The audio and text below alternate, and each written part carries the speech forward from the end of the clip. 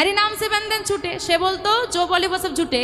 आज के जखन बोलेছে हरि नाम से बंधन छूटे से बोलছে हरि नाम नय सद्गुरु संग से माने सद्गुरुर संग पेয়ে তবে बंधन থেকে মুক্তি পাওয়া যায়।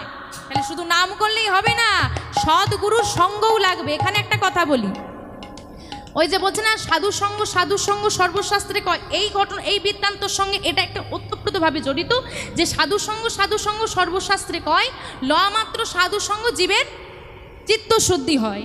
তাহলে এই যে তোতা পাখি এবং রানীমা প্রতিদিনই কিন্তু সাধু সঙ্গ করতো, এই পাঠক ঠাকুরের সঙ্গ করতো, কিন্তু মুক্তি হয়নি। কেন হয়নি কথাটা শোনেন। তার মানে সাধুদের সাধু সঙ্গ মানে কি? আমরা অনেকে কীর্তন শুনি, কিন্তু কীর্তনের অনেক কথা আমরা বলা হয় এক ভেবে, আমরা মাথায় নিই আর এক ভেবে। সাধু সঙ্গ মানে সাধুদের সঙ্গে থাকাটা হচ্ছে সাধু সঙ্গ, কি তাই তো?